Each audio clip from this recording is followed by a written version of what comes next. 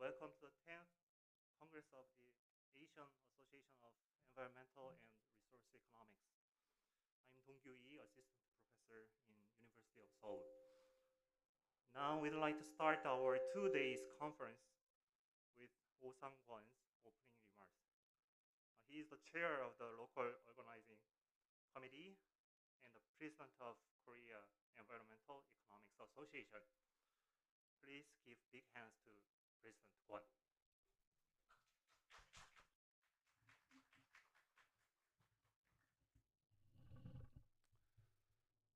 Distinguished guests and all participants, good morning.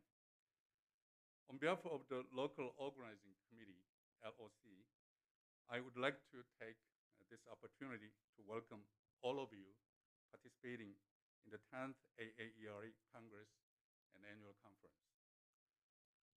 I also would like to extend a cordial welcome to our distinguished keynote speakers, Mr. Ban Ki-moon, former Secretary General of the United Nations, and Dr. Robert Pindai, Professor of Economics and Finance at MIT.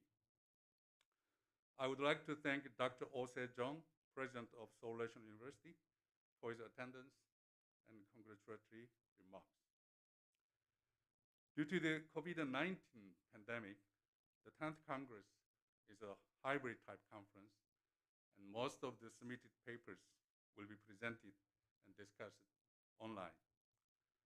Otherwise, all of you might have come to Seoul and get together at this beautiful campus of Seoul National University, SNU. As the LOC chair, I wish to express my great gratitude to our co-hosts, the Korea Environmental Economics Association and the College of Agriculture and Life Sciences of SNU, and co-organizers, Korea Environmental Institute, Korea Rural Economics Institute, Korea Energy Economics Institute, Institute of Economics and International Trade, and Korea Resource Economics Association for their support and participation. My gratitude also goes to our sponsors. We have several sponsors. Hanwha Energy Corporation, Korea Power Exchange, Korea Federation of Water Science and Engineering Societies, Korea Rural Community Corporation, and Mirepa Korea for their financial support. Those institutions and corporations gladly decided to support our conference despite the current pandemic-driven economic slowdown. Most of all, I would like to give very special thanks to our LOC members and all staff. Without their dedication and hard work, opening this Congress would not be possible. The main theme of the 10th Congress is climate risk and sustainable development in Asia. Global climate risk calls for urgent actions to mitigate and adapt to climate change. Asia is a climate change vulnerable region. Because of Asia's large share of global production and population, we believe that establishing and implementing effective measures for mitigation and adaptation in this region is very crucial for avoiding potential global damages. So members and colleagues from 17 countries around the world submitted their scientific papers to the 10th Congress. The conference sessions include 22 subtopics of climate risk, including mitigation and adaptation policies, risk and uncertainty assessment, energy transitions, international cooperation, and etc. There are also 10 thematic sessions organized by research groups and institutions. I hope this year's AAERE Congress provides very productive and successful opportunities to exchange and share our experiences and research results on all aspects of climate risk and sustainable development. And finally, I hope all the participants and their families are staying safe and healthy. Thank you.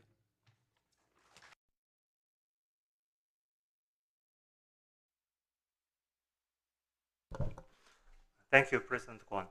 Now, Jong-ho Hong, the president of the Asian Association of Environmental and Economics, Resource Economics, will give a welcoming speech.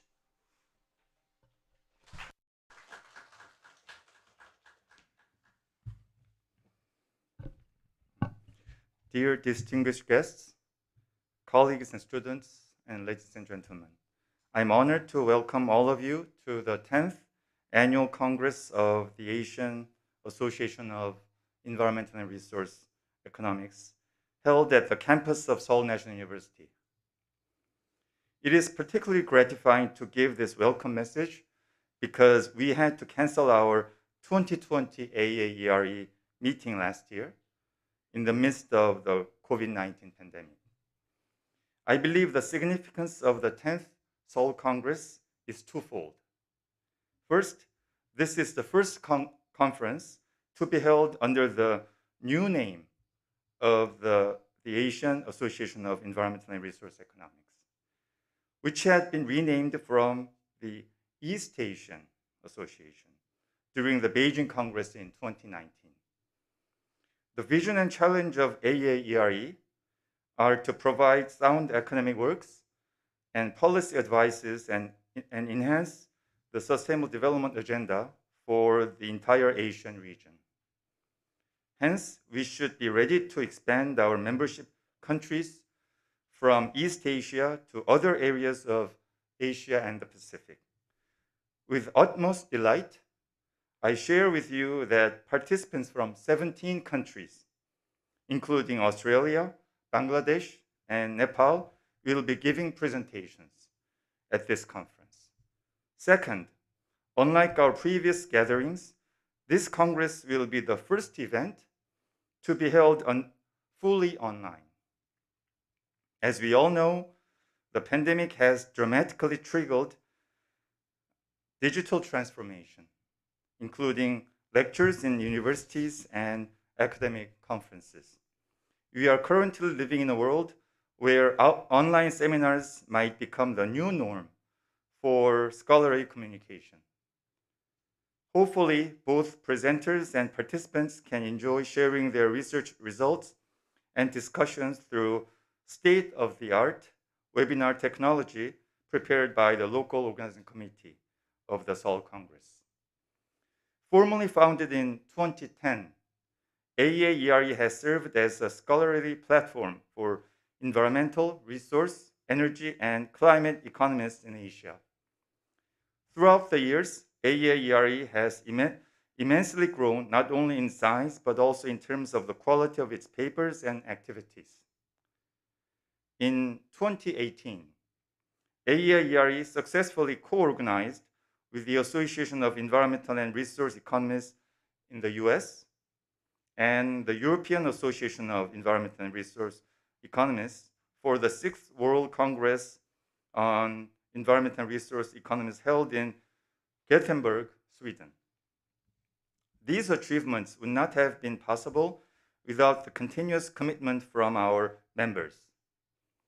I would especially like to express my deepest appreciation for the founding members and past presidents of AAERE, Dr. Ueda Kazuhiro, Dr. Kim Il-jung, who is here today, Dr. Majong, Dr. Sha Daisy, and Dr. Zhang Shichu for their dedication to AAERE from its establishment.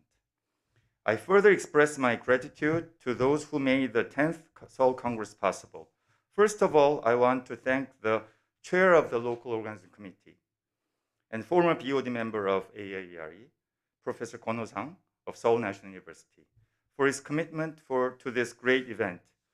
I also appreciate the dedication shown by chairs of the scientific committee, Professor Abdur Rahim Abdur Samad, and program committee, Professor Oh Hyung-na, as well as the members of the two committees. Without their sacrifice and effort, this Congress would not have been possible. Finally, I extend my sincere appreciation for the honorable keynote speakers, Mr. Ban Ki-moon and Dr. Robert Pindyck at MIT, for sharing their insights on climate change issues at the global and regional level. I strongly believe the sustainable future of the global society would depend on whether the current generation can overcome the economic and environmental risks posed by the climate crisis. Asia is no exception, where, with the current level of carbon emission and vulnerability to climate impact, climate mitigation and adaptation policies should immediately be put into action. We, the environmental and resource economists in Asia and the Pacific region, should assume scholarly responsibility to provide theoretical and empirical findings and policy alternatives to tackle the climate crisis. It is my hope that the AAERE conference this year can serve as a unique opportunity to share innovative ideas and enthusiastic discussions. Now, enjoy the two-day Seoul conference, everyone. Thank you.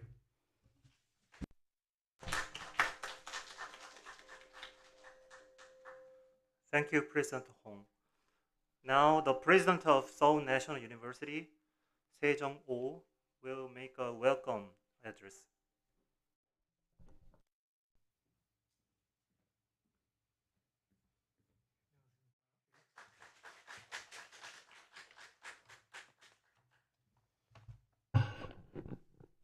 Good morning and good afternoon to somebody here.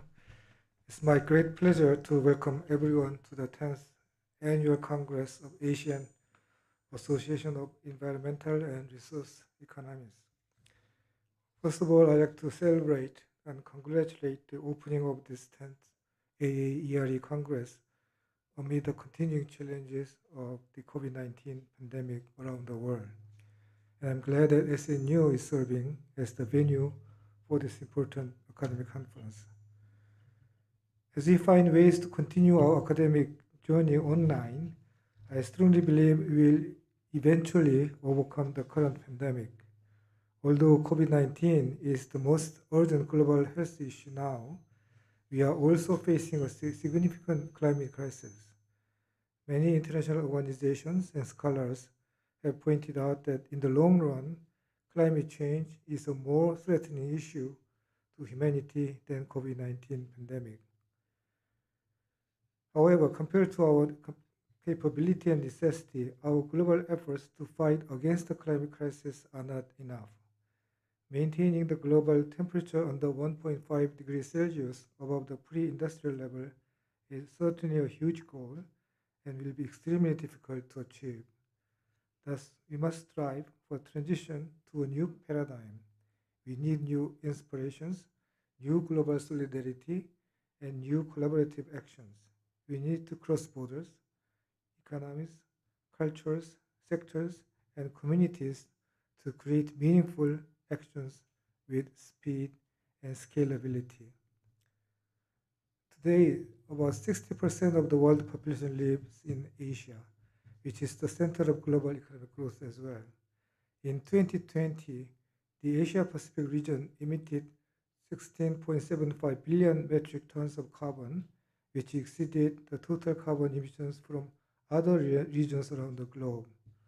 Strategic cooperation and commitment of Asian countries to reduce greenhouse gases are required more than ever to ensure continuous prosperity of the Asian people as well as to avoid potential global damage. Nevertheless, the diverse economic, political, and environmental conditions of Asian countries obstruct effective joint efforts to tackle global climate change. I believe that scientific and evidence-based dialogue in environmental and resource economics can play a crucial role in transforming towards sustainable development and green economy. With the theme Climate Risk and Sustainable Development in Asia, I'm confident that the 10th AAERE Congress and Annual Conference will provide meaningful discussions surrounding environmental and resource economics so we can jointly come up with ambitious ideas and practical solutions to fight against the climate crisis. As the leading institution of the Korean higher education, our Seoul National University has initiated significant researches on climate change and sought ways to contribute to finding solutions. In 2008, Seoul National University declared a vision for a sustainable campus and society and established Institute for Sustainable Development to put the declaration into practice by monitoring CO2 emission and improving energy efficiency on campus. We have operated the Green Leadership Program with the Ministry of Environment of Korea and initiate the Green Campus Project in partnership with the Ministry of Education, Science and Technology for the last 10 years. SNU will continue to educate global leaders and explore new researches to combat climate change. I believe that 10th AAERE Congress carries significant weight in terms of making progress on academic findings and policy alternatives in mitigating greenhouse gas emissions. Together, we can break through the challenges ahead and turn our ambitions into meaningful actions. To join this big march together, we have global leaders who will celebrate this event with us today. I would like to express my sincere gratitude to our distinguished keynote speakers, Mr. Ban Ki-moon and Professor Robert Pindyck. Mr. Ban Ki-moon, the former Secretary General of the United Nations, awakened the global community with the Sustainable Development Global Issue Initiative that changed the philosophy and behaviors of politics, economies, business ecosystems, and societies.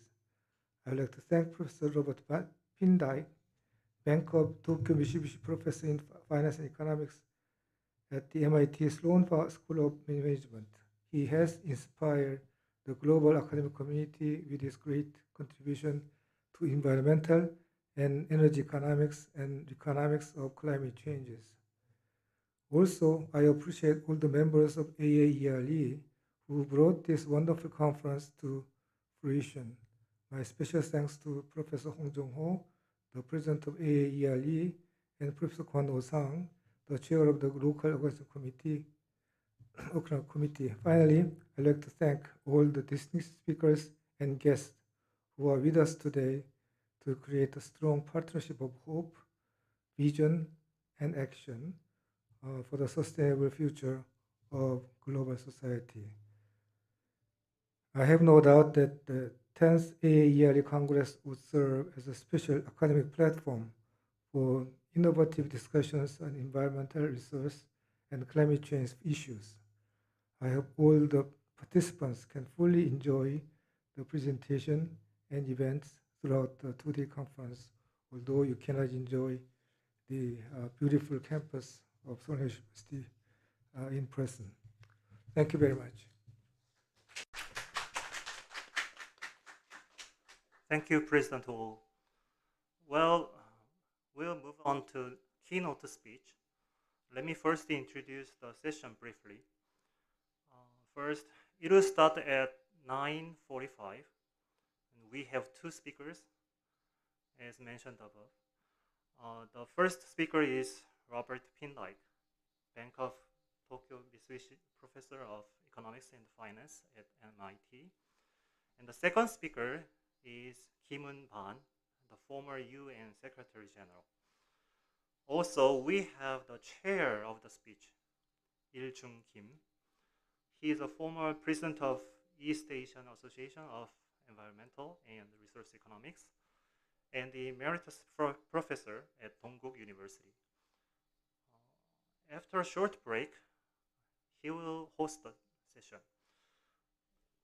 Well, we have almost 20 minutes, so let's take a short break and meet again at 9:45.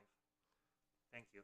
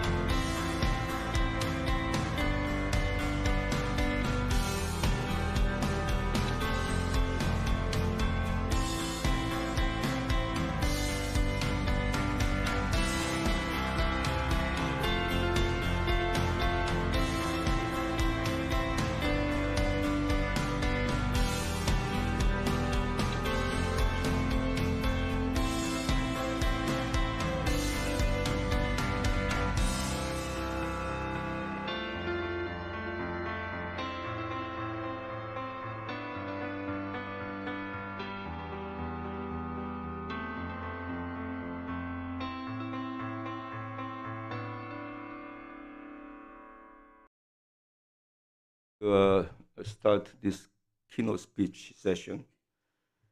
I'm one of the founding members and third president of this association. It has been several years since the last time I participated in the annual Congress of AAERE. So I'm very moved, deeply moved, and happy to be here, and very much honored to have an opportunity to introduce to all of you two honorable speakers in this session. As you may know, as you may have already noticed, this session consists of two keynote speeches. Each of them will be followed by short Q&A sessions. The first speaker is Professor Robert Pindyke of MIT, as you know. Before we listen to his talk, I would like to introduce him by reading his personal profile briefly. Professor Pindyke is the Bank of Tokyo Mitsubishi Professor of Economics and Finance in the Sloan School of Management at MIT. He is also Research Associate of the National Bureau of Economic Research. He is a Fellow of Econometric Society, a past president and fellow of the Association of Environmental and Resource Economists, and the winner of Leamison Prize for Excellence in Teaching.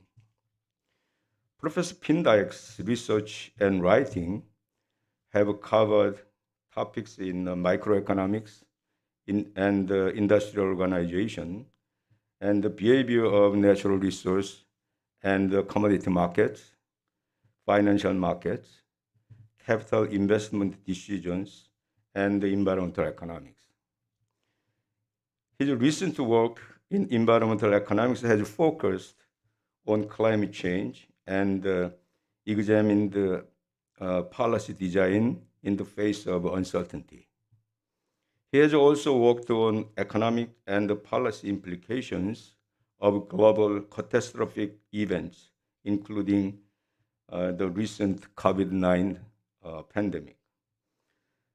Professor Pindyke has published numerous academic journal articles, and he's also the author of and the co-author of 7 books. He has been co-editor of the Review of Economics and Statistics. In addition to his academic research and teaching, Professor Pindyke has been a consultant to a large number of public and private organizations. Now it is time to listen to Professor Pindyke's speech. He is going to give a talk titled Climate Change, What We Know and Don't Know, What to Expect and What to Do. Okay, Professor Pindyke, are you ready? I hope you would complete your presentation within about 30 to 35 minutes because of a tight schedule. And you may add your speech during Q&A sessions. Okay, you start. Okay, here we go. All right, let me give you. We don't have much time, so I'm going to have to skip over some things. Let me give you a quick overview of what I want to do. So I want to tell you first a little bit about the kinds of things we know and the kinds of things we don't know about climate change, and then why it is that we don't really know what the social cost of carbon is, why it's so hard to estimate that. I want to tell you that what really matters for policy is the chance of a catastrophic climate outcome. That's really all that matters. And how likely is that? How large an impact? Well, that's the big problem that we have to talk about. I'll say a little bit about what to do and what to expect. I'm going to tell you that it is extremely unlikely that we will be able to prevent a temperature increase greater than 2 degrees Celsius. never mind 1.5 degrees. And we have to prepare for that, and that means, mostly it means investing in adaptation. And then I want to stress that once we are in the world of catastrophes, and we're talking about a climate catastrophe, other catastrophes are possible: pandemics, nuclear terrorism, bioterrorism. We can go on. And these are not independent. And we have to think about the implications. And that brings us to the question, after all, this is an audience of economists, how do we value life? How do we think about the value of lost lives as a result of some of these catastrophic events? All right, that's the plan. Let me show you some basic things you know. Here's temperature.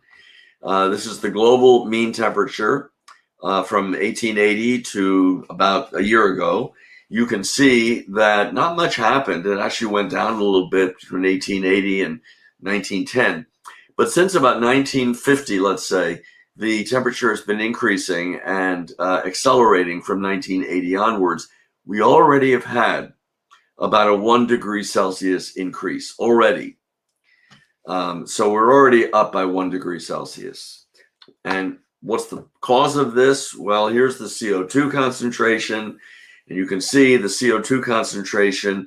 It had been around 315 parts per million prior to 1960. It is now at around 415 parts per million. So it has risen dramatically, and that's the main cause of the increase in temperature. Now, let me show you a diagram that has some good news and some bad news. Let me begin with the good news. The good news is at the bottom of this diagram, the red area, the United States, the blue area, especially the blue area, Europe. And what you see here is that emissions, this is CO2 emissions, annual CO2 emissions, increased steadily up until about 1990. And then they started declining somewhat, not a lot, but somewhat, especially in Europe. Less so in the United States, but a little bit in the United States. Furthermore, if you look at current policy in Europe and the United States, it is likely that emissions will decline more. Now, are they going to decline to net zero by 2050? Unlikely, but they will decline. That's the good news. What's the bad news? Everything else on this diagram, everything else. Look at China. Look how rapidly its emissions have been increasing. Look at Asia, that's you, Korea, and the rest of Asia, especially countries in Southeast Asia, Malaysia, Indonesia, Vietnam, Thailand, Bangladesh. Their emissions, this is not India, but other Asian countries, their emissions, again, sharply increasing. India, sharply increasing emissions. Basically, if you exclude Europe and the United States, which together only account for about 30% of world CO2 emissions, we're looking at major increases in emissions, at least over the coming decade, probably farther out. And what does that mean? It means that even if Europe and the United States could reduce their emissions to zero, which won't happen, but even if it could, you have 70% of world emissions today that are still growing rapidly. So that's the bad news. Now, let me go over some things that we know and don't know. What do we know? We know that what drives CO2 emissions is economic activity. If we shut down the economy, the world economy, stop producing, stop consuming, there'll be no emissions. But of course, what matters is how much CO2 gets emitted per dollar of GDP. I'm using dollars. You can use any currency you want. And that's called carbon intensity, CO2 per dollar of GDP. And you can break it down into a product of two things: energy intensity, which is BTUs per $1 billion of GDP. In other words, how much energy do we consume for every dollar of GDP, times what I call energy efficiency. Sometimes it's called carbon efficiency, which is how much CO2 comes out for every BTU of energy that's used. All right. Carbon intensity is the product of those two things. If you multiply BTUs per dollar by CO2 per BTU, the BTUs cancel out, and you get CO2. Here it's in megatons per dollar, per $1 billion. That's carbon intensity. Why do we break it up like this? Because it's the forces that affect energy intensity and energy efficiency are quite different. So to understand and predict carbon intensity, we need to look at these components. What's happened? First of all, energy intensity. It's declined in the United States and in Europe because we simply use much less energy than we did before for every dollar of GDP. It's also declined in China. But be careful here. The reason it declined in China is that GDP was so incredibly low in China back in 1980, 85, 1990. So because GDP grew so rapidly, even though energy use also grew rapidly in China, energy per dollar or per renminbi of GDP or per yuan of GDP actually declined in China.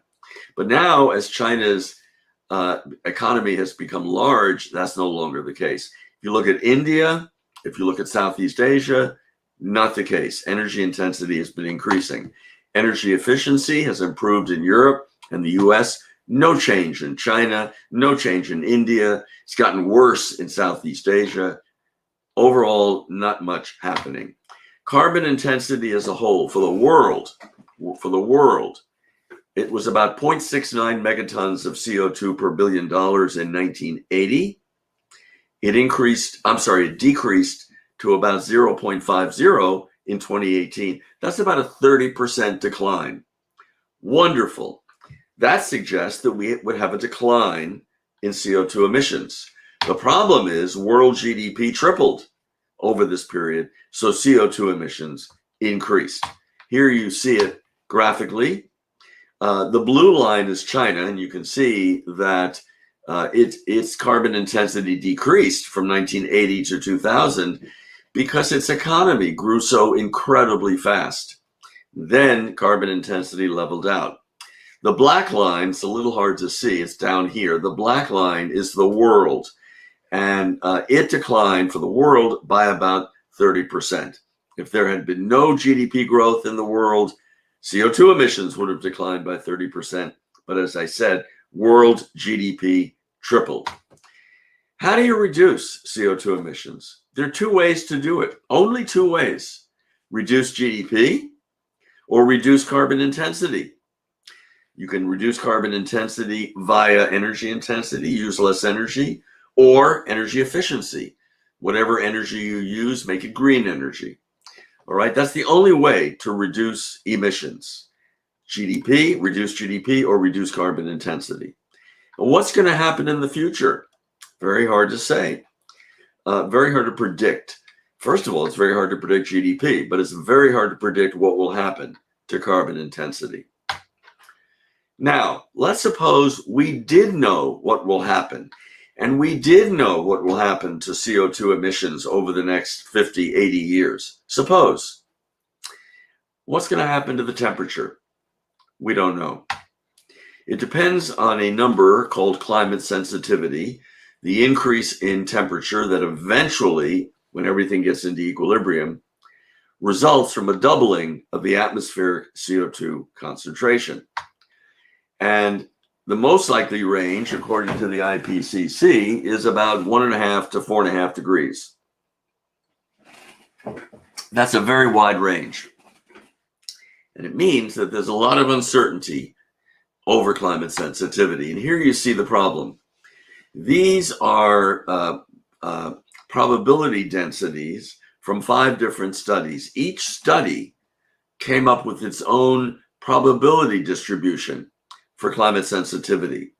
The one on the left, the orange line, very optimistic. It has climate sensitivity somewhere between 1 degree and 3 degrees. That's not bad. The others are less optimistic and very wide range, 1.5 to maybe 5, 6 degrees. Very large range. I looked at 131 studies, and this is a histogram of what those studies call their best estimates of climate sensitivity. Many people are working on this. There have been so many studies. These are the best estimates. In red, it's before 2010, blue since 2010. And look at this, they're all over the place, a wide range. And these are the best estimates.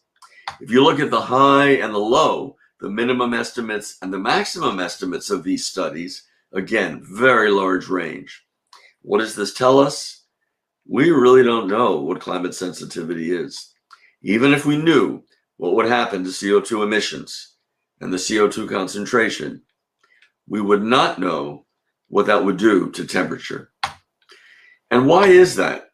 The reason is that there are these feedback loops. And think about it this way, let S sub 0 be climate sensitivity with no feedback. Take all the feedback loops and wrap them into one number, F, which is less than 1. Because it's close to 1, any uncertainty over the feedback factor gets magnified into uncertainty over climate sensitivity. So it's these feedback loops and the fact that we don't know their actual values that creates all of this uncertainty over climate sensitivity. Now, climate sensitivity, at least we can talk coherently. We can talk about studies that have been done. We can argue about which studies we think are better than other studies. All right, there's some science that we can talk about. But what about the impact of climate change? Suppose we can actually predict climate change through 2100. Suppose we could predict the increase in temperature, the rise in sea levels, and so on. What would that do? What would be the impact? I mean, that's what matters. If there's no impact, then we don't care about climate change. What matters is the impact. And so how big would that impact be? What would it do to GDP broadly defined? Let me include health effects, morbidity, mortality, and so on in GDP. We'll monetize those things. Well, that's what matters. What would it do to a broadly defined measure of GDP? And the answer is we don't know. We don't have a clue. Why not? Because we have no theory, no economic theory, no physical theory, no any theory, and we have no data.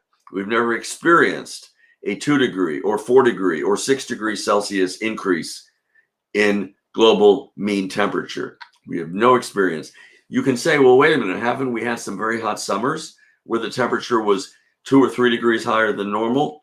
Sure, but that's not a change in climate. That's a change in weather. And climate and weather are two very different things. So we have not had experience with climate change. It occurs slowly. It allows for adaptation. And that's what creates uncertainty. I'm going to skip over these. I was going to give you some examples of adaptation, but I'm going to skip over these. You can look at the slides. Here's just one nice picture. This is a plan to build a seawall around lower Manhattan. Right now, it's a plan. They've spent $100 million to kind of work out the engineering, but whether it'll get built is unclear. But that's an example of adaptation. You're worried about increasing sea levels. You're worried that it would flood Manhattan. This is a way to prevent that. There are many examples of adaptation. Hybrid grains, more efficient drip irrigation, flood-resistant construction technologies, new seawalls, and so on. And geoengineering, putting sulfur in the atmosphere. We may have to go to that. Regulatory change. Right now, we subsidize, in the United States and Europe, we subsidize the construction of homes in very vulnerable areas. Why do we do that? Well, because builders and developers have political power. That's why. Remove those subsidies and discourage that kind of building. Look, adaptation is not going to eliminate the problem, but it will reduce the impact, and it creates uncertainty.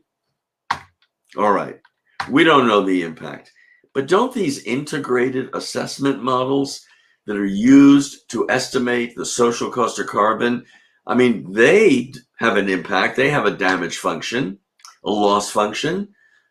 Don't they tell us what's going to happen if temperature goes up? This is what the loss function looks like, L of T.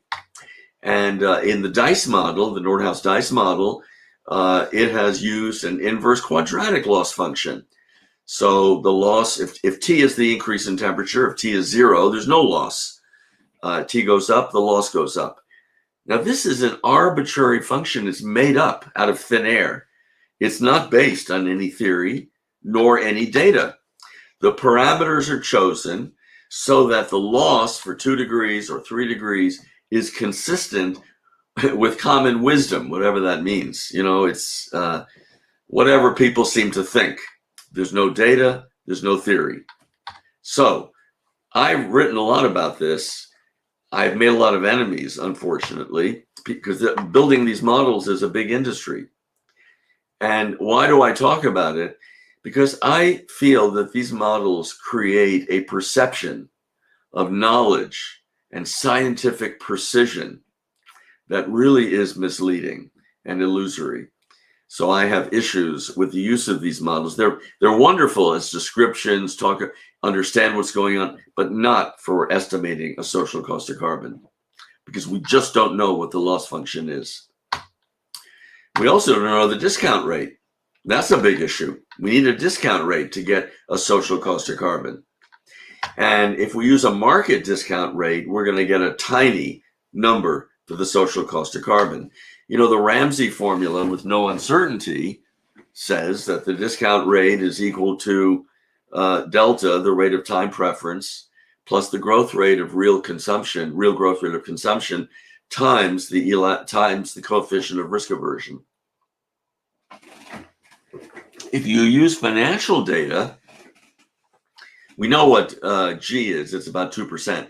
If you use financial and macroeconomic data to get delta and eta, well, those numbers, eta, the coefficient of risk aversion, is between 2 and 5.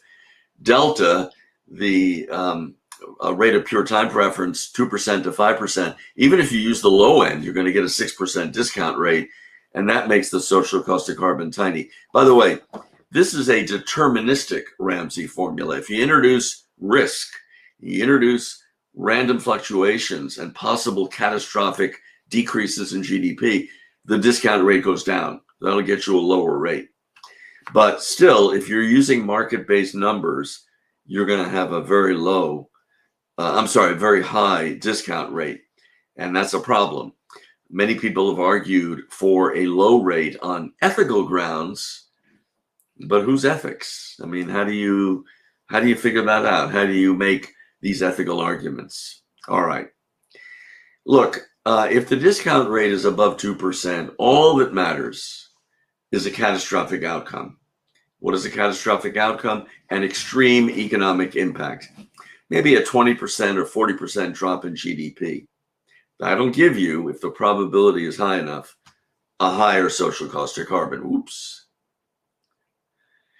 But how likely and how extreme are the possible outcomes? The models, the integrated assessment models, can tell us absolutely nothing about this. What do we do? I've come to the conclusion that the best we can do at this point is use rough subjective estimates. This is analogous to the studies that were done assessing the risk of nuclear war back during the Cold War. There was no data. Fortunately, there was no data. There were no reliable models. And so the analyses were based on plausible estimates. And we can do the same thing when it comes to these catastrophic outcomes in climate. And we can also use expert elicitation, which I've done. I've surveyed economists and climate scientists to get a value for an average social cost of carbon. It's in a paper that was published in GEAM, the Journal of Environmental Economics and Management, in 2019. Here's a summary of some of the estimates I got. These are individual estimates of the social cost of carbon among a very large number of experts, people who work in climate science, in climate economics, and who have had large numbers of highly cited publications. And what do you see here? What you see is that first, it's consistent with the social cost of carbon above $200.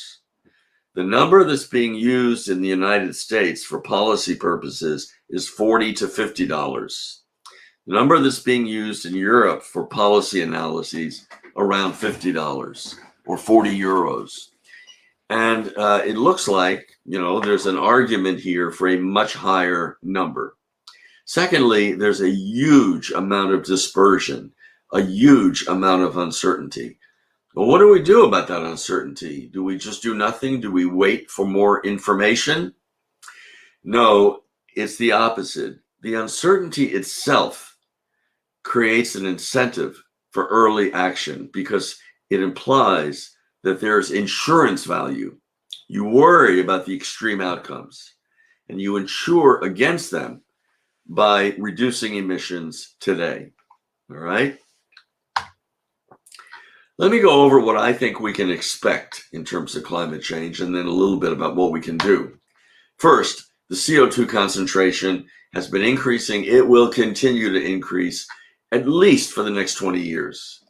Whatever the US and Europe do, it's nice, but it's unrealistic to expect reductions, substantial reductions in emissions from China, India, Russia, Brazil, Thailand, Vietnam, Malaysia, and so on. It's just not going to happen.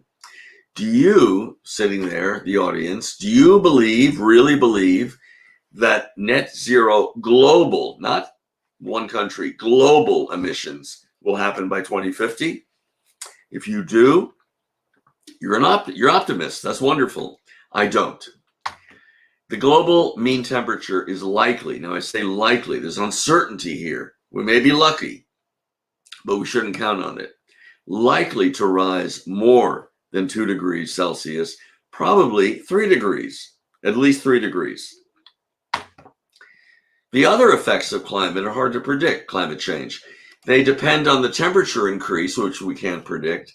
And even if we could, there's a huge uncertainty over the impact on sea levels, for example, or rainfall. So a lot of uncertainty. What will be the impact? We don't know. Even if the temperature rises by 3 degrees Celsius, the impact might be limited, in part because of adaptation, but we can't count on that. So we're in a world where we face a great deal of uncertainty. What should we do? We should do everything we can to reduce global CO2 emissions, as well as methane, but CO2 is the real issue. And notice I've italicized the word global. Global. It has to be global. Reductions by the US and Europe will not do the trick. It has to be an international agreement that can be enforced. That's not easy. And we have to do this as efficiently as possible. And fortunately, my audience here is economists, so you're going to accept this. The most efficient way to do it is a carbon tax or cap and trade, but a carbon tax. Now, right now, that may be politically infeasible. We may have to use subsidies and mandates. That's too bad. It's very inefficient. Do what we can do. And we have to expand, not contract, expand the use of nuclear power if we want to have a completely decarbonized electricity sector. We can try to remove carbon from the atmosphere. We can plant trees. But, if you work out the arithmetic, you look at how many trees could conceivably be planted and how much CO2 each tree will absorb, it's pretty hard to see how you're going to reduce emissions by more than 2 or 3 gigatons per year. Global emissions right now are about 38 gigatons. So maybe you could reduce emissions by 10%. Even that would be difficult. What about carbon removal and sequestration? Right now, it's not even close to being economical, but we should do R&D and hopefully we'll develop more economical technologies for this. And we have to invest in adaptation. And that means heat-resistant crops, construction of seawalls, and yes, many environmentalists hate this, but we have to look into solar geoengineering if we end up with a real crisis. Now, complication, I think I have a few more minutes, 3 or 4. I said we have to focus on possible catastrophic outcomes, but we have to look beyond climate. Climate's in the news, but there are other things that could happen. COVID's in the news too. But you know, 3 years before COVID, the CDC published studies showing that a pandemic as bad or worse than the Spanish flu of 1918-19 was going to happen. It was a question of when. It was going to happen. And it could be worse than the Spanish flu because people fly around in airplanes. So we got COVID. Right now, we're dealing with, the Delta variant. We don't know what will happen later. Will there be an Epsilon variant, a Theta variant, a Zeta variant? What other variants are going to come?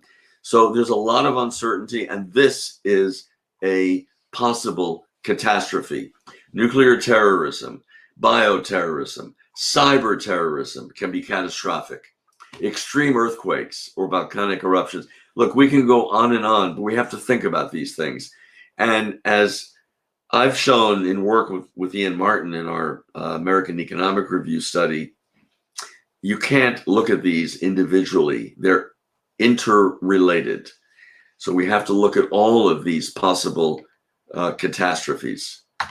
And that means we also have to think about valuing life. Don't we know how to do that already? I mean, environmental economists, they use the VSL, the value of a statistical life. Haven't we solved the problem?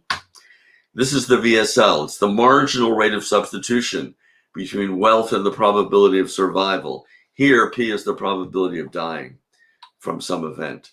Well, the problem is that the VSL tells us what people would pay versus what society will pay. It's increasing in wealth. Wealth goes up, VSL goes up. So it says the lives of the wealthy are more valuable than the lives of the poor. It doesn't aggregate. Take the United States. The current estimate used by the Environmental Protection Agency, the Department of Transportation, all regulatory agencies in the US, it's about $11 million per life saved.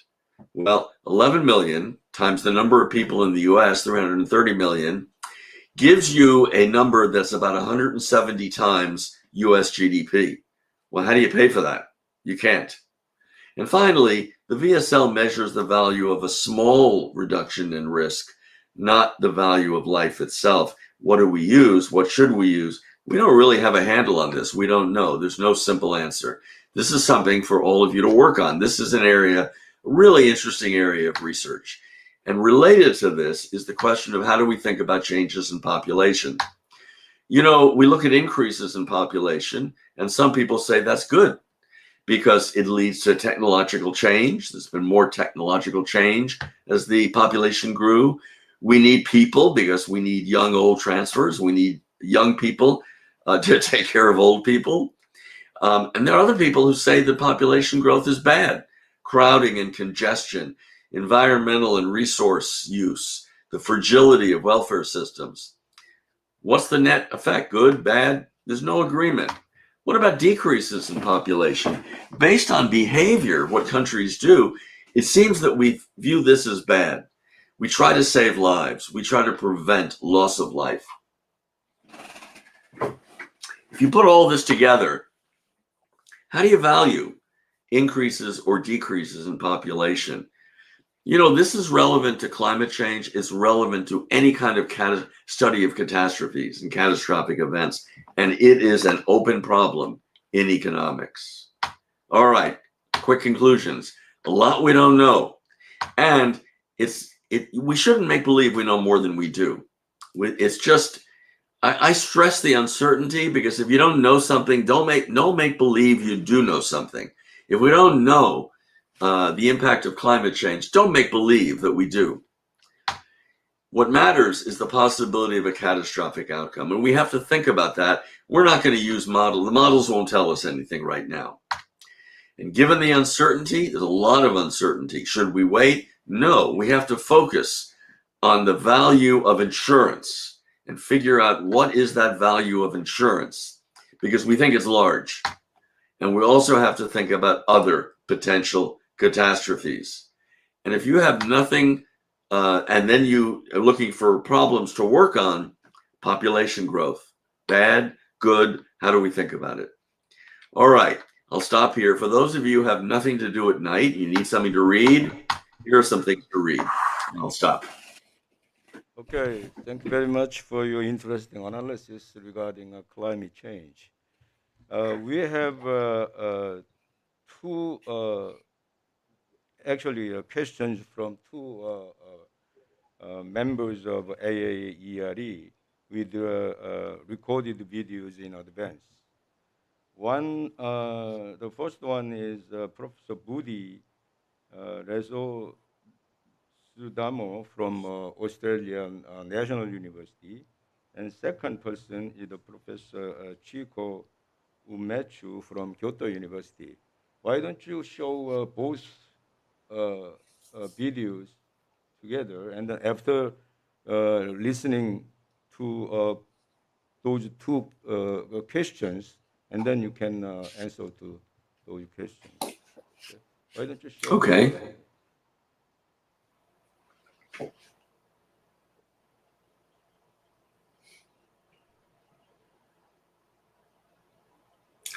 There's no sound. First of all, I would like to thank Professor Pindai for a very inspiring presentation, encouraging us to think more about the issue on climate change and its impact. From your presentation, I have two questions. The first one is related to your suggestion or encouragement to take into account adaptation that has been taken related to climate change. I think that is a good idea. However, it seems to me that a lot of many activities that are not directly toward adaptation has been happening. And the question is that how we exactly count the value of the activity toward adaptation. Yeah.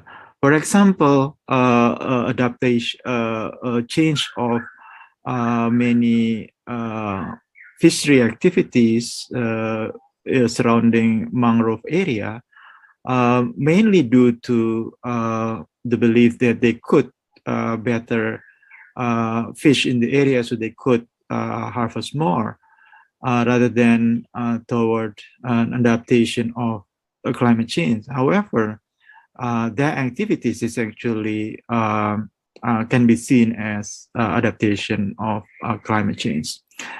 So that things is not clear how we should count that as an adaptation. Furthermore, I would argue that general development activities could be seen as adaptation.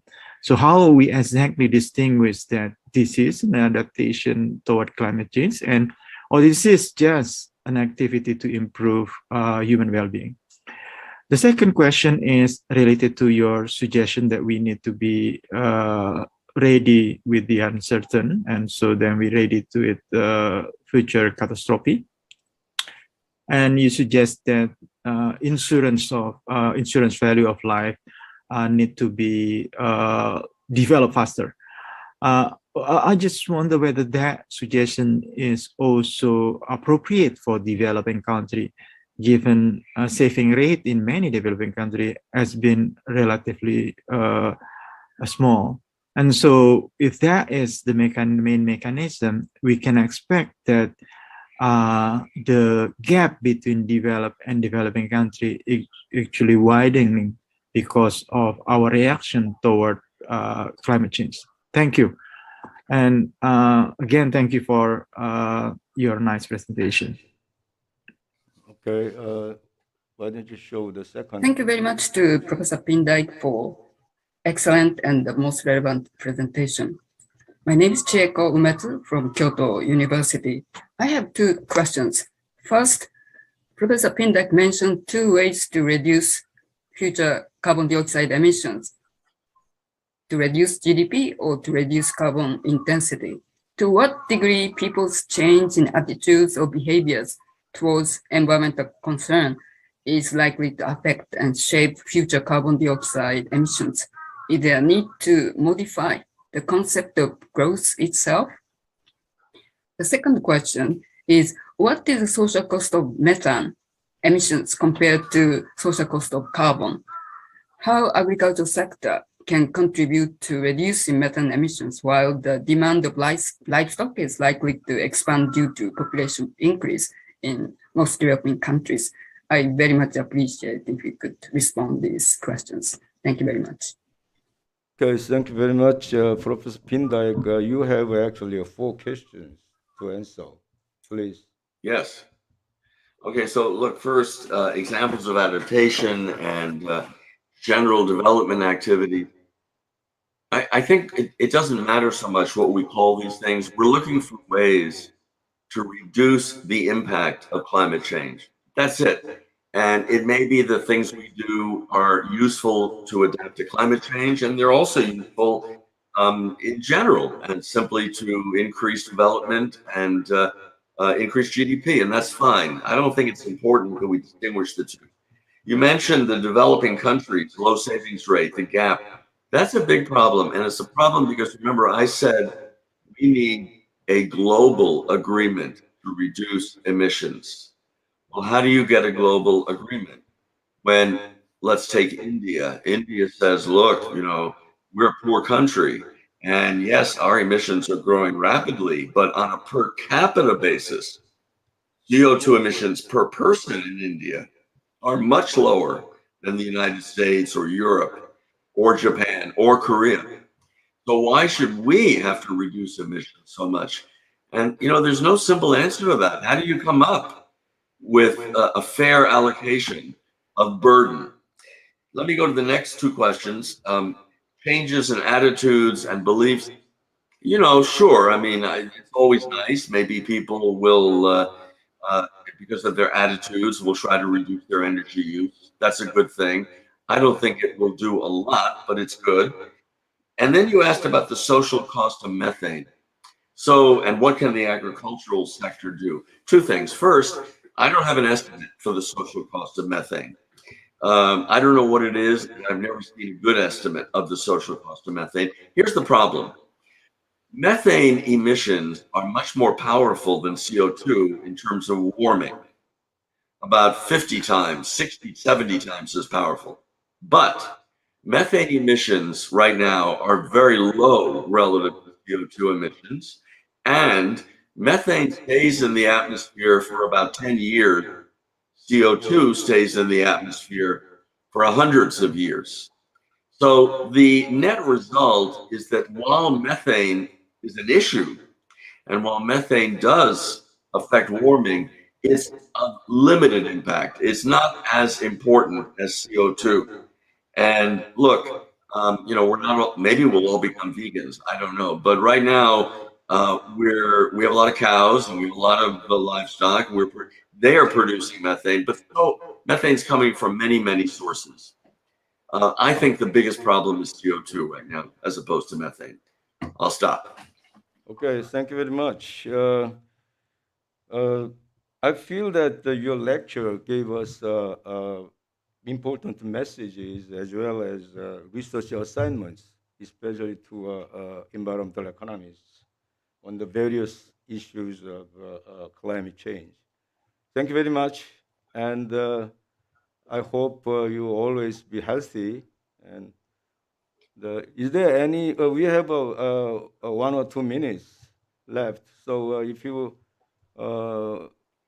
if you want to some more comments or something to say, then go ahead. Should I take more questions or? I don't think we can take questions, but if you have something to say to Asian economists, environmental economists, just go ahead.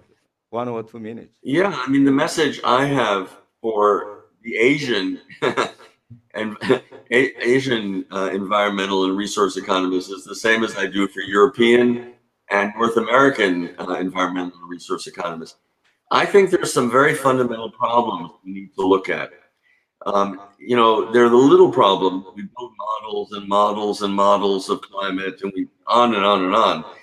But there's some very fundamental problems about how do we think about catastrophic risk, and how do we think about the role of valuing life when we think about what we can do to reduce catastrophic risk? How much money are we willing to spend to reduce catastrophic risk? And these are very big problems that we don't really have answers to. And these are things that I think that environmental economists should be looking at. It's something I'm working on right now. I'm interested in, for example, sustainability, sustainable consumption, and how does population interact with that? How do you think about that? But I think these are things that there's a lot of room for research and work. Okay. Okay, thank you very much. Bye. Why don't we My pleasure. give us Thanks. him applause? Okay. Thank you. Thank you. Thanks, everyone. Yes. Thanks for listening. Okay, now we move to the second speech session, keynote speech session. Second speaker, as you know, is the former UN Secretary General Ban Ki-moon. He must be the greatest contributor to awakening the human beings in terms of climate risks. Since he has held so many important positions and made great achievements in the various fields, I would have to spend the entire 45 minutes allowed for this session to enumerate all of them. So just as for the first speaker, I introduced him by reading his brief personal profile included in the program handbook with a small revision. Now I'll read his brief profile.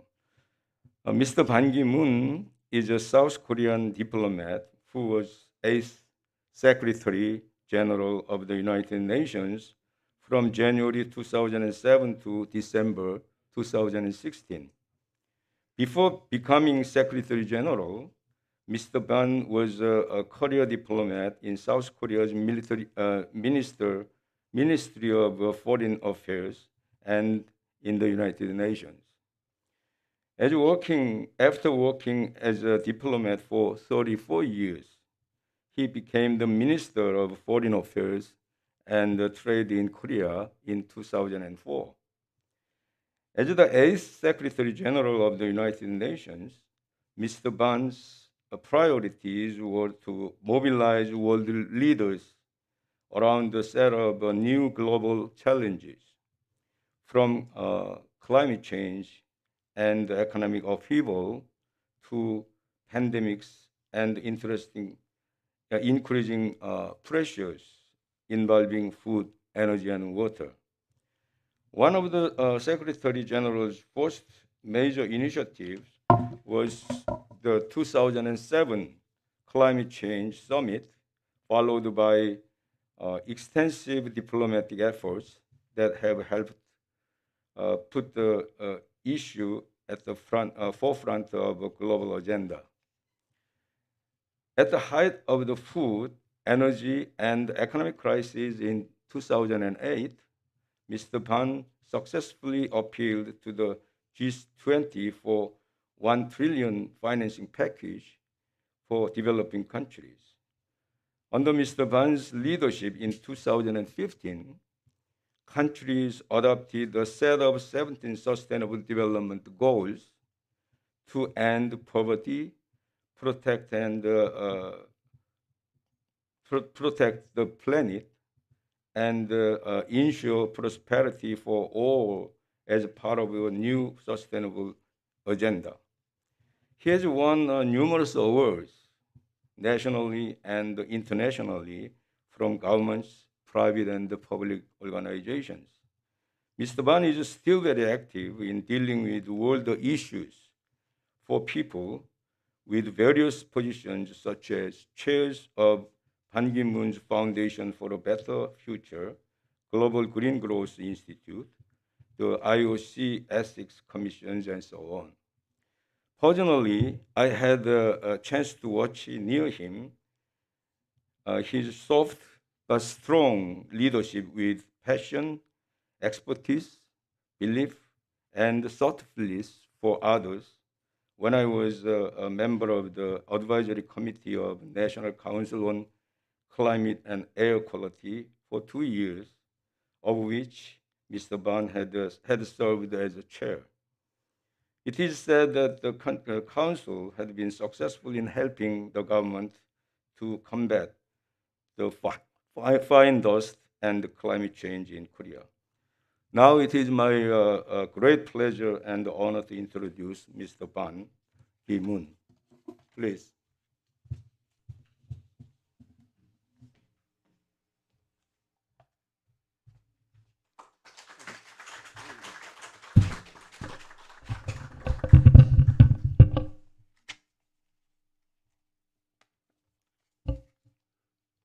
Thank you for your very kind introduction, Professor Emeritus of Dongguk University. And I'm still remembering and grateful for your contribution when I was working as a chairman of National Council on Climate and Air Quality. And in addition to that, you are well respected by many Korean people as well as abroad. And thank you very much for your very kind introduction about me. And I'd like to recognize Dr. Kwon Oh-sang, Chair of the AAERE 2021 Local Organizing Committee, and Dr. Hong Jong-ho, President of AAERE, and also Dean Jang Pan-sik, College of Agriculture and Animal Biotechnology.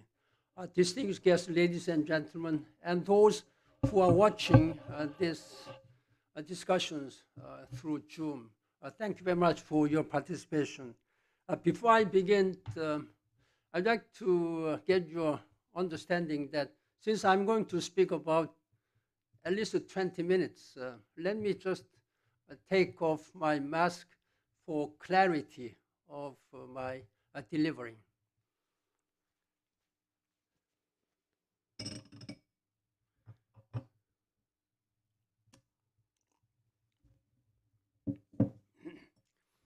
Ladies and gentlemen, it's my great pleasure and honor to speak to you today on the occasion of the 10th Annual Congress of the Asian Association of Environmental Resources and Economics, AAERE.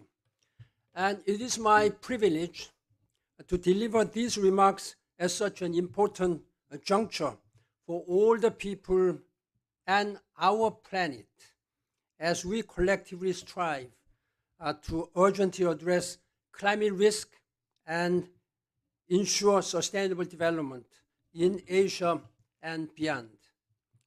Indeed, we currently stand on the precipice of a period of great change and even danger, one that will have profound implications for the global economy, environment, governments, industries, as well as future trajectory of humanity. Since 2010, AAERE has served as a dynamic and forward-thinking scholarly platform for environmental, resource, energy, and climate economists.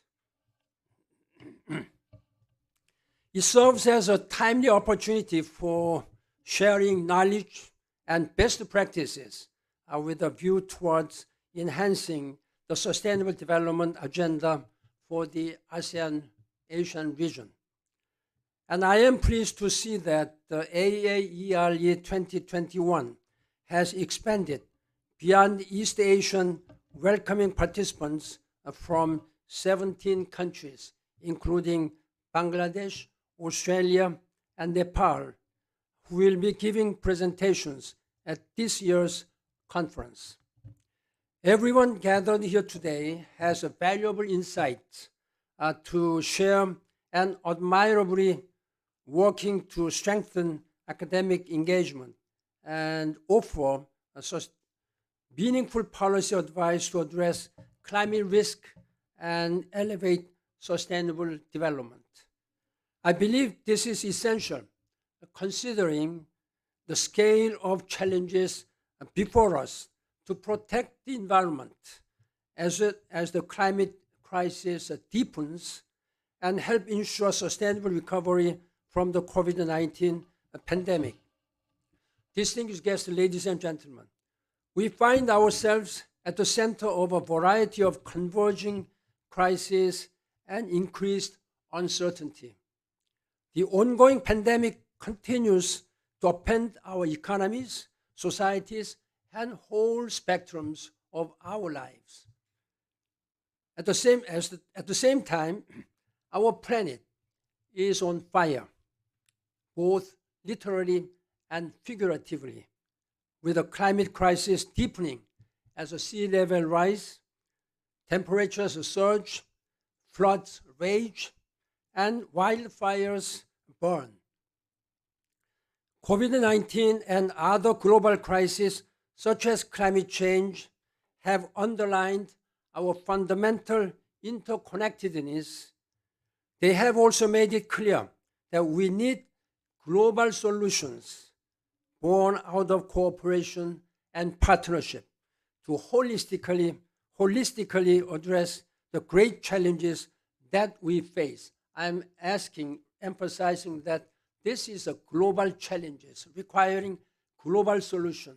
Not a single country, however powerful one may be, however resourceful one may be, can handle this alone. Even United States, the richest and most powerful country, cannot handle this one. China, of course, cannot handle this one. All the countries and people around the world must do this one same. We must put all our hands on the deck together. That's always message which I have been repeatedly speaking out to the world's people. And such solutions must be rooted in sustainability and inclusivity and centered on enhancing the health, resilience of people, communities, and most importantly, our planet, where we live in. Beyond oversized impacts on the global economy, COVID-19 has also amplified existing inequalities in health, labor, housing, food, gender, and other key areas. COVID-19 has also offered us a glimpse of the global disruptions that will soon arise from climate change. These include, but are not limited to, elevated public health perils, mass displacement, turmoil to supply chains, increased conflict, heightened risks for insurers and index funds, and protracted economic crisis. Both pandemics and climate change, I've been repeatedly saying that pandemic and climate are not separate. They are just two sides, one coin, two sides of a one coin. They are tightly interconnected. Had we cared our environment, had we done much more on climate crisis, we would not be suffering from pandemic as we are now. That means that we have neglected our civil duties, and political leaders and business leaders, they have neglected their duties as politicians and business leaders. And as the world has rightly focused on the ongoing COVID-19 crisis as a dangerous variant spread, climate change is continuing to alter the character of the earth and create increasingly dire risks and instability. Indeed, the disruptive superstorms, out of control wildfires, historic droughts, boiling heat waves, and catastrophic flooding are all expanding in both frequency and intensity. They don't care where you are living, whether in developed countries or developing countries. Look at the case, the flooding, recent flooding, which just swept, inundated Germany, Belgium, and Netherlands, richest countries, most prosperous countries. As such, we must increase our efforts to protect ourselves, our communities, and the planet from the existential threats that will bring. In this regard, today, I am excited to speak to you about how we can succeed in achieving this. First, I will underscore the reality of the ongoing climate crisis and its impact, as well the great importance of international cooperation and partnership to urgently implement the Paris Climate Agreement. Second, I will discuss the necessity of conjoining such efforts with the climate adaptation and the UN Sustainable Development Goals to help chart a brighter future for all.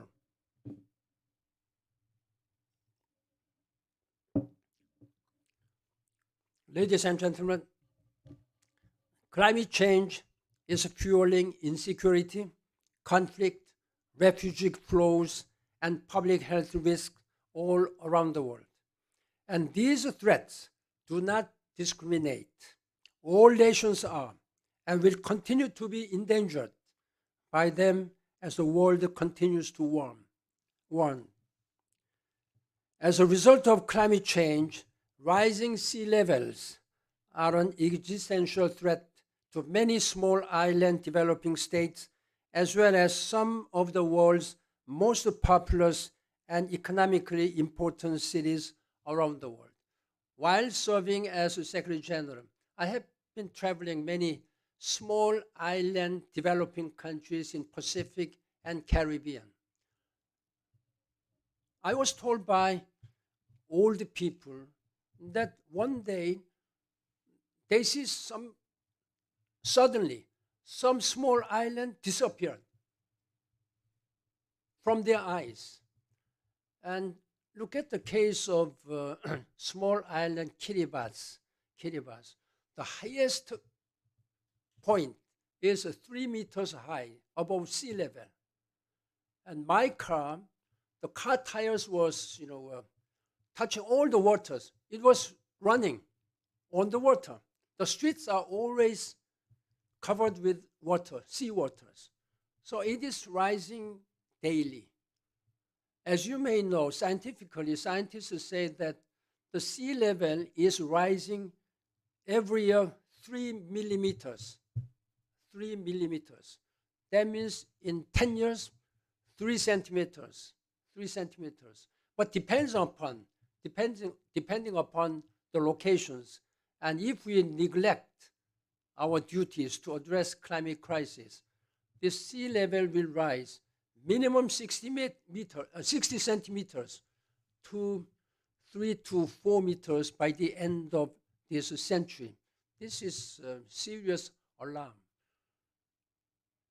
If you just think that suppose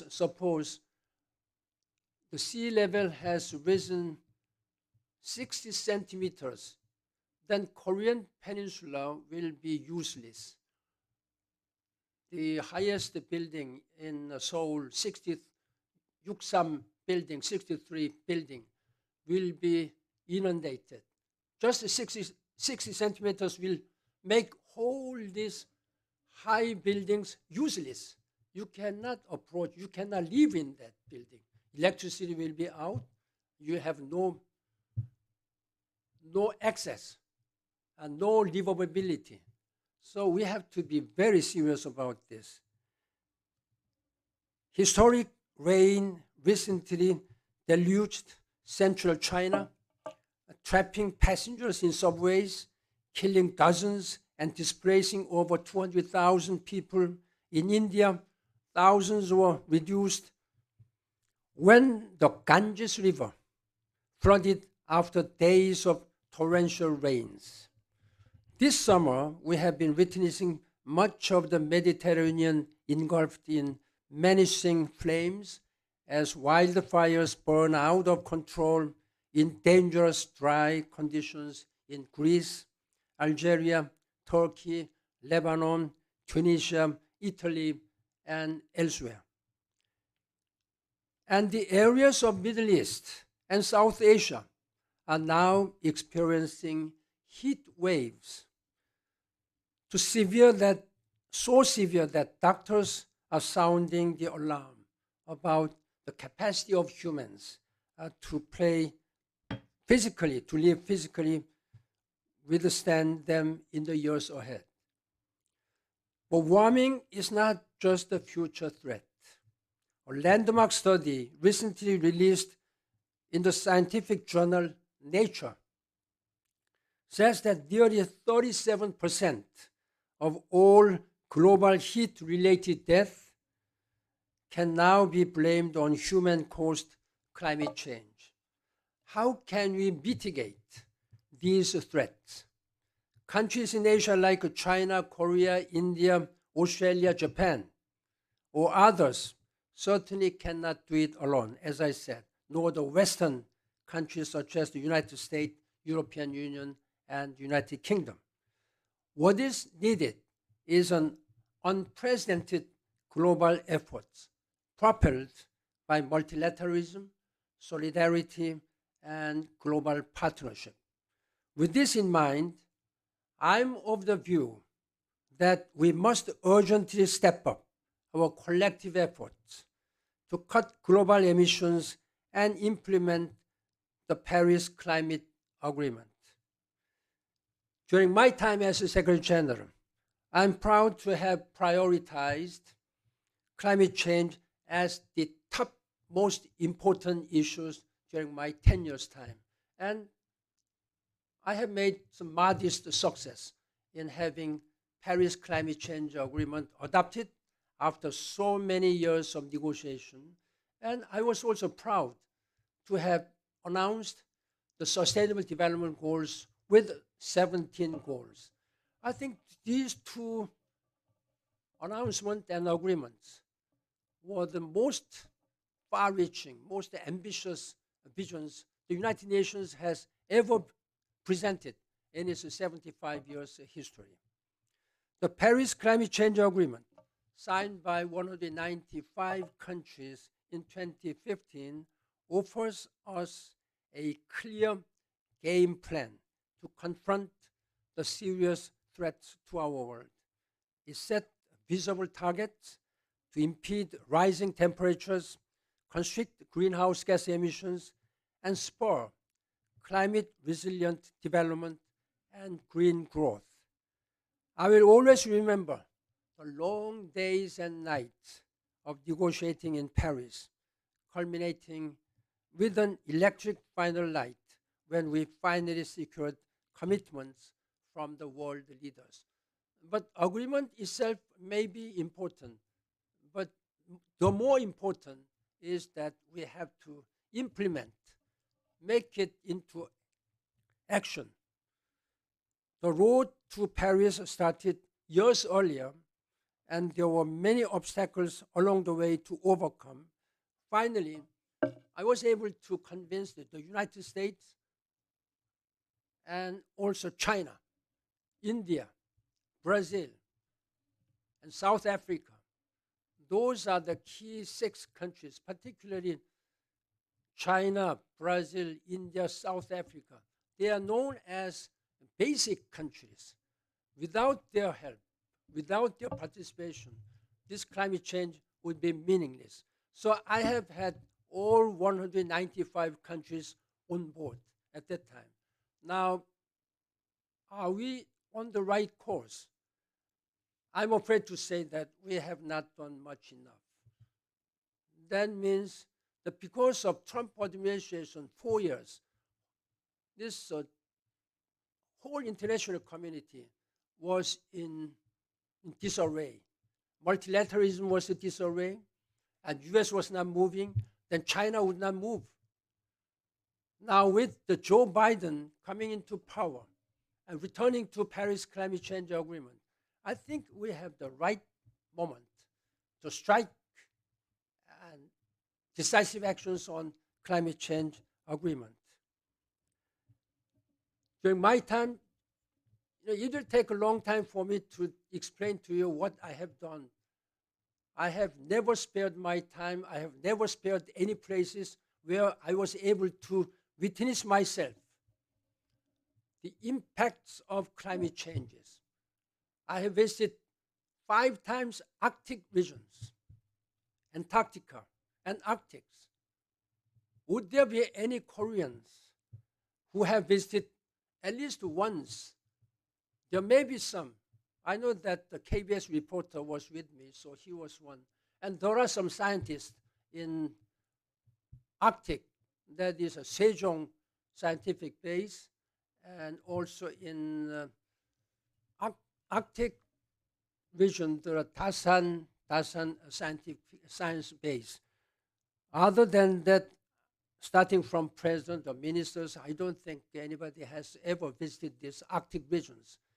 And I have visited the Amazon river basin, where rampant deforestations are still taking place. I visited Kalimantan Mountain in Indonesia. Please go there. There's still rampant deforestations are taking place. This is what I have been really trying to do. Together, on the ground visit reinforced my belief that the climate crisis represented humankind's biggest challenge, biggest threat for us, for our succeeding generations, and our planet Earth, where we are living in. I have been speaking out. Look, that we don't have plan B, because we don't have planet B either.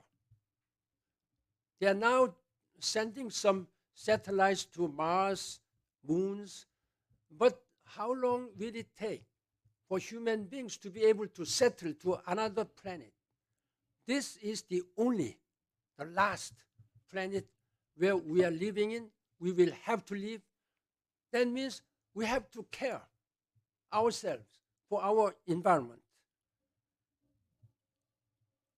Doing so will be the difference between charting a secure and prosperous future for our future generations. I think we have our moral responsibility to make sure that this world is sustainable for our many, many succeeding generations to come. With this in mind, to faithfully implement the Paris Agreement and push it even further, all countries, industries, stakeholders need to urgently expand their ambitions in cutting emissions and expediting the rapid decarbonizing of the global economy. And leading environmental, resource, energy, and climate economists like yourselves, the distinguished AAERE 2021 participants, have a crucial role to play. Indeed, we need on all of our society approach underpinned by partnership and cooperation to implement the Paris Agreement, achieve net zero emission by 2050, and secure a brighter future for all.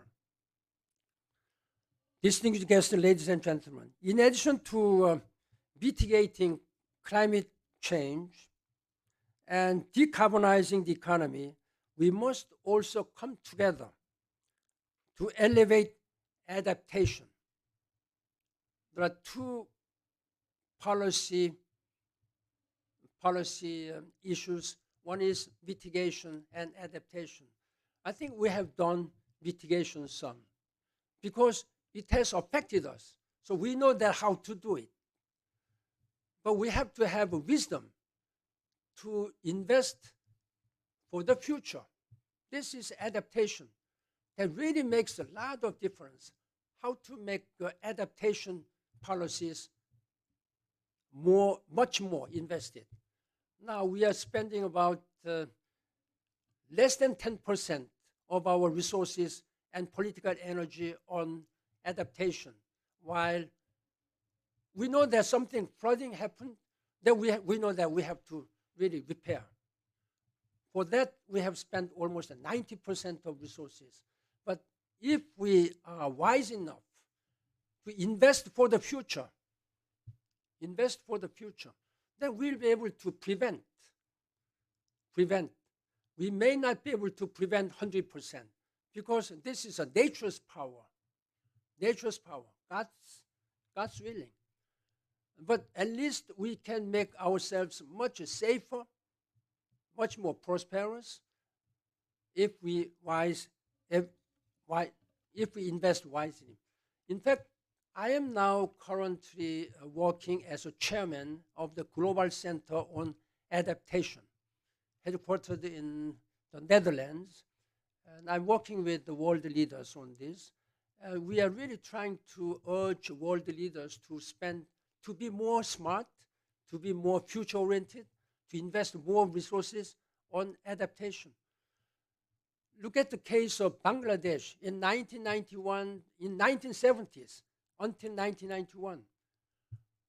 The one cyclone sometimes has killed more than 130,000 people, devastated the country, already poor. Bangladesh is still poor, already poor. As a Secretary General, I have been urging Prime Minister Hasina and government leaders, please make your riverbanks straight, raise the riverbanks, and make more investment and shelters, etc., etc. These days, they experience, I think, without fail, every year, cyclones, every year. Now, the number of people dead dying from these cyclones these days, less than 100. Even one people's life will be very precious, very important. But look at the difference between 100, less than 100, and 130,000 people a year in just 2 days. This is what I am also asking, much more importance on adaptation. Now, the statistics and the study said that if we invest $1.7 trillion, then after 10 years, we'll be able to see the result of more than $7 trillion. If we invest wisely on infrastructure, I talked about the small island developing states. If they plant mangroves, then they can prevent this island soil from washed away by tides. These are small. And highland agriculture, water resources, these are small, looks small, but it will have a huge impact, huge benefit for humanity. Ladies and gentlemen, at the same time, we need to expand efforts to achieve the UN's Sustainable Development Goals with the 17 targets. In fact, these include climate change. 17 goals include virtually whole spectrums of our life, of our nature, and everything.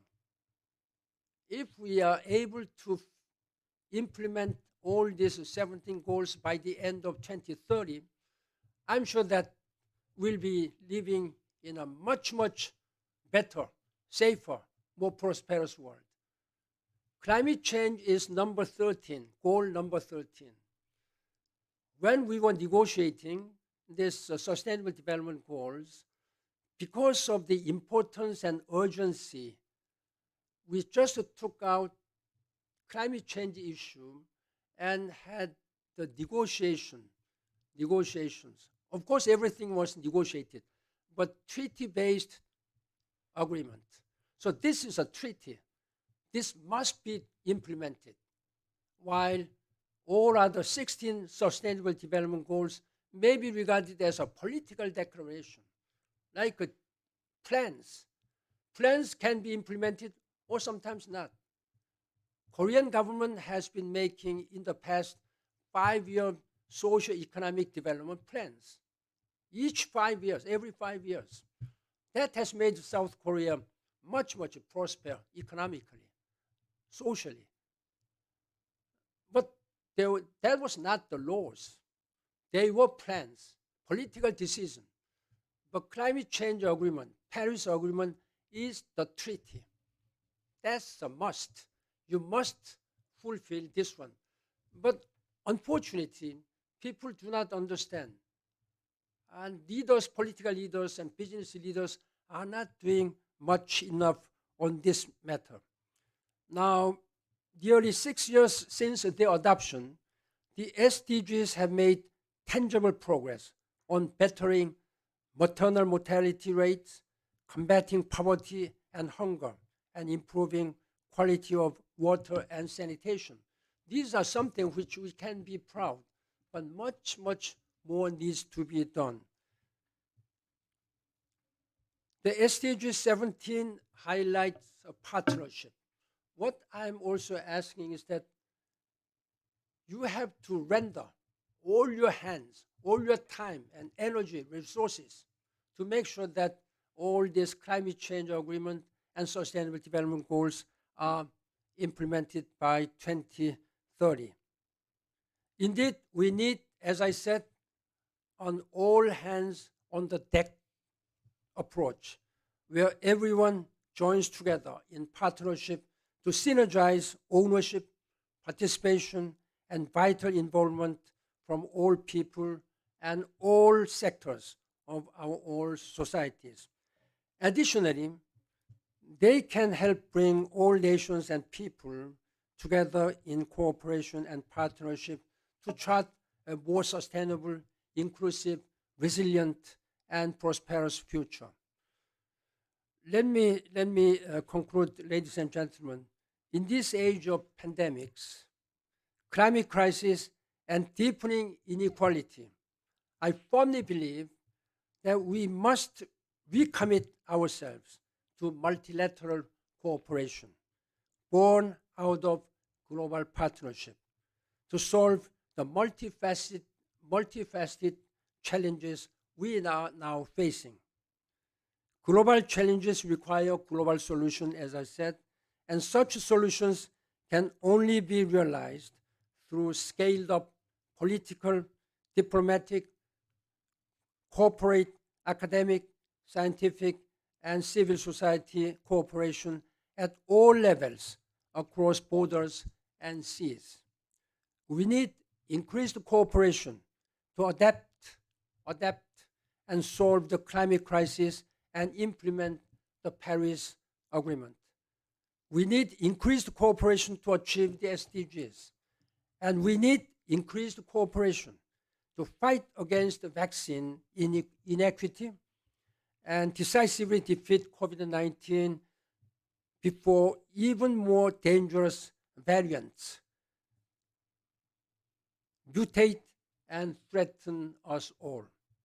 As such, I humbly call upon you, the professors and scientists and students and business leaders, and also members of eminent AAERE 2021 participants, to collaborate with other leaders, government officials, industries, and key stakeholders to take concrete action towards minimizing climate risk, achieving the UN SDGs, and furthering the global transition to a sustainable and decarbonized economy.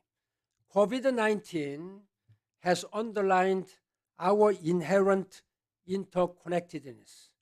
We are all in this together, and we are all need to ensure that UN's global goals must be implemented. Today's interrelated global challenges respect no borders. our actions to ensure a livable and thriving planet and in pursuit of sustainable development for our future generations. Supplies must transcend all frontiers. Ladies and gentlemen, I'm just urging you again, let us work together to make this world sustainable and free from all this risk coming from climate change. For political leaders, they have a very important political responsibility. Us, professors and students and business leaders, I think we have our moral responsibility so that our succeeding generations can live sustainably with our sustainable planet.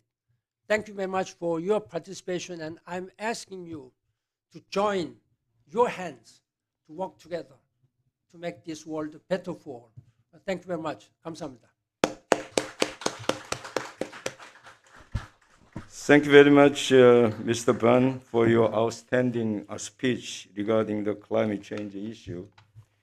Your message with the warning and the suggestions on climate crisis is clear and realistic and so persuasive, since they all come from your real world experience during your long diplomat period. I was impressed by one word by you in your talks. We don't have a plan B because we don't have a planet B either. That was a really good sentence. So now we have a short Q&A session for you. Actually, we have two questioners. Those are the former presidents of AAERE. And so we have received from them with recorded videos in advance. So the one from the first one is Dr. Daiji Shah from Academia Sinica, and then the second person is Changsi Chu from Peking University. So why don't you show the first video? It is my great honor to have the chance to read Dr. Ban's keynote speech in advance and exchange my thoughts with Dr. Ban in this important conference. As Dr. Ban said repeatedly in this keynote speech, we need global solutions born out of cooperation and partnership to address the significant challenges of COVID-19 and the climate change that we are facing right now.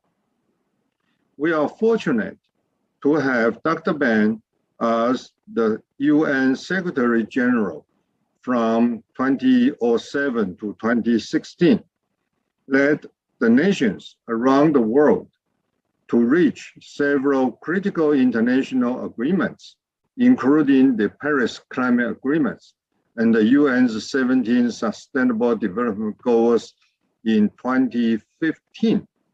However, the very nature of climate change as a global and intergenerational public externality makes signatory countries reluctant to implement these international climate agreements. Just as Dr. Ban has said in his speech, the just released UNIPCC climate report paints a devastating picture of a worsening global climate crisis that is now inevitable, unprecedented, and irreversible.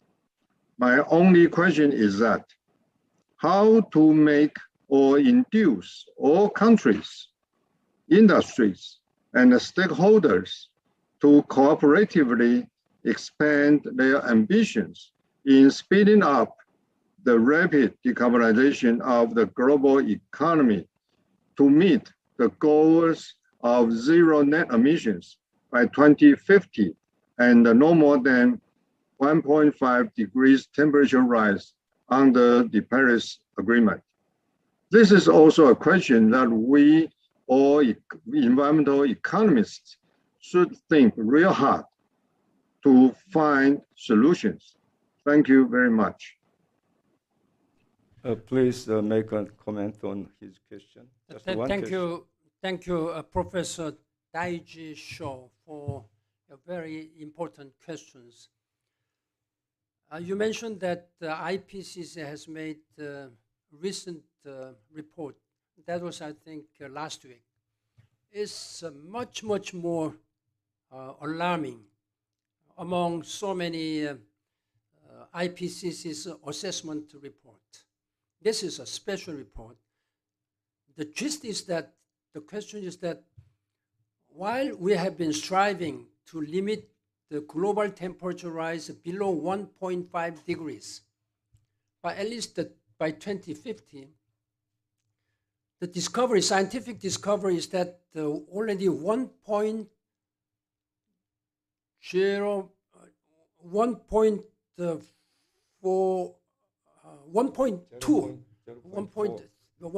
degrees has already risen. And that means we have less than 0.4 or 0.3 degrees left.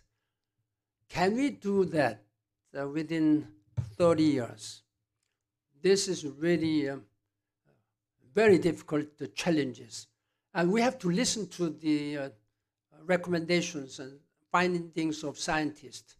There was some skeptics on climate issues at the level of political leaders, even business leaders. But the science has made it now abundantly, completely clear that climate change is the one which is now affecting our lives and planet Earth.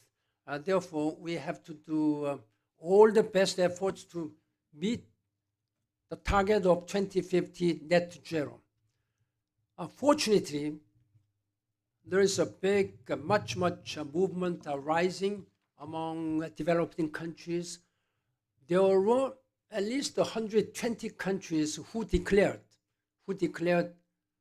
their readiness to realize carbon neutrality by 2050 during Spanish Madrid COP meeting just 2 years ago.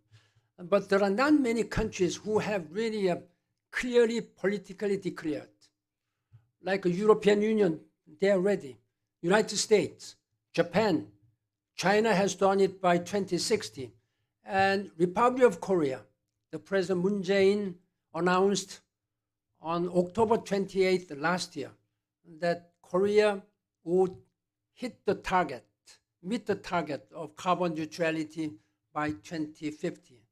When I was a chairman of National Council on Climate and Air Quality, I made the strong recommendation at that time that we must meet the deadline by 2050 of this carbon neutrality, as was declared publicly to the world.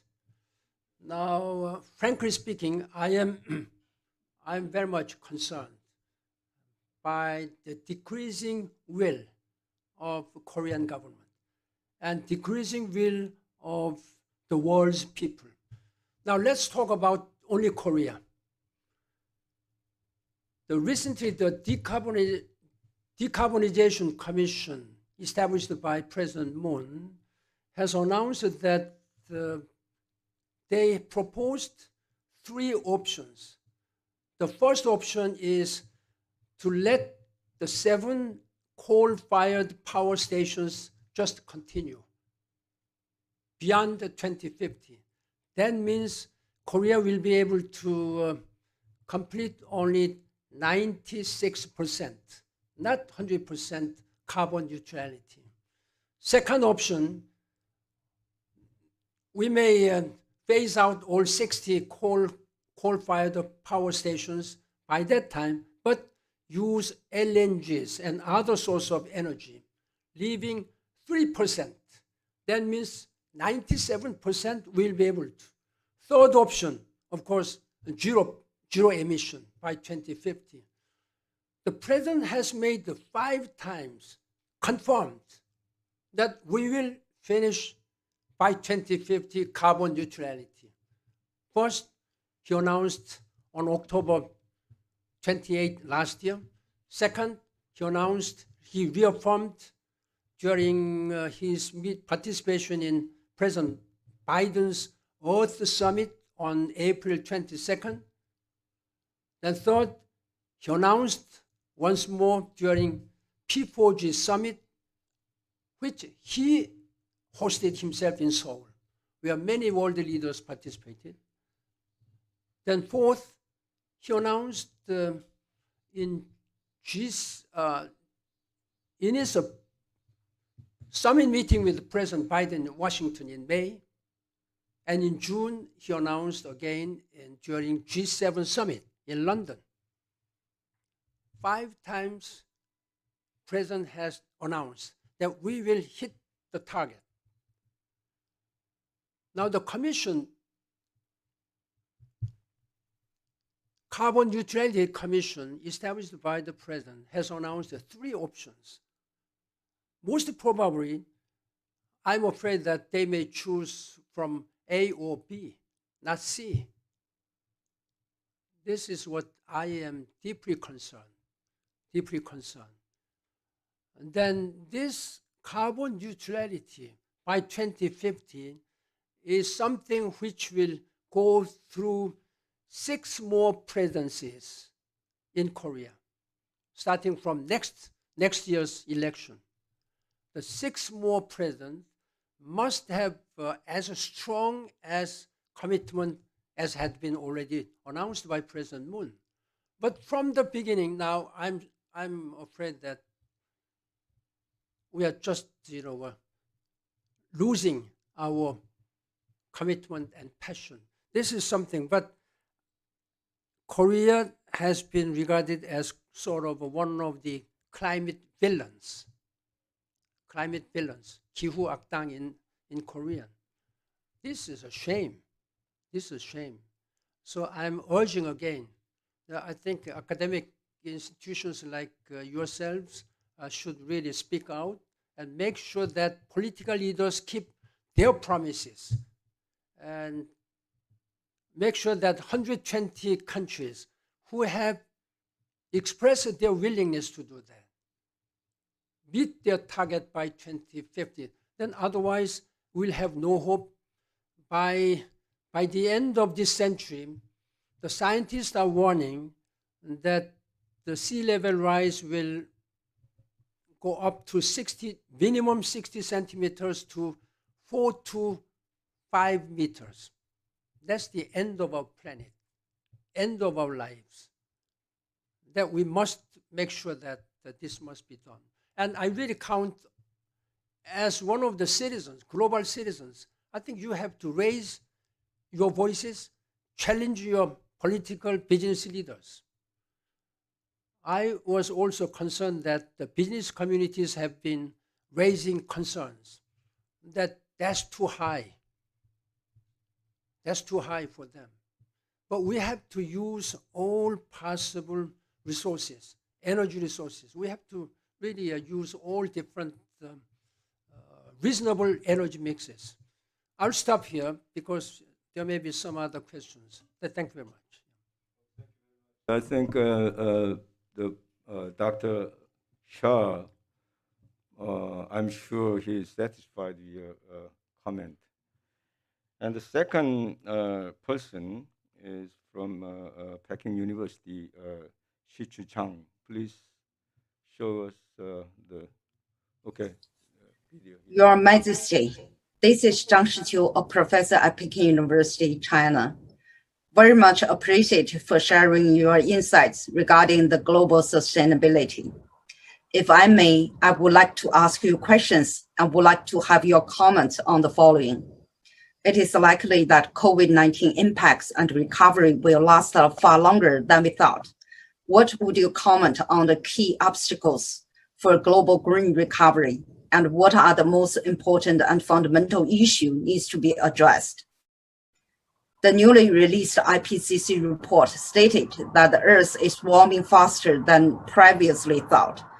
Based on your observation on global collaboration on COVID and climate change, could you please comment on the current failures of global governance to address those global threats and how to improve the global environmental governance to address the global actions on mitigation and adaptation? Thank you very much.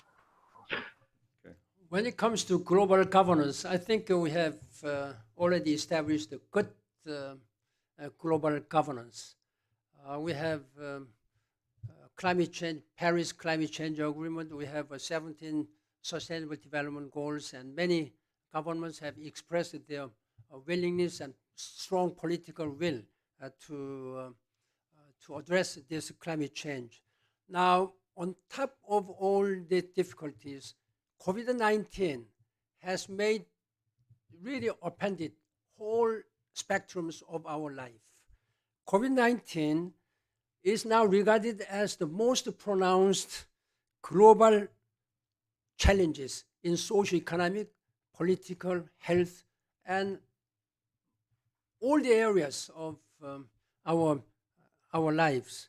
So this is a real crisis, which many experts say that this is the most serious, worst crisis since the global depression. Global depression. So we have to be very careful to address, first of all, this COVID-19. Because of the COVID-19, this world has become even more difficult.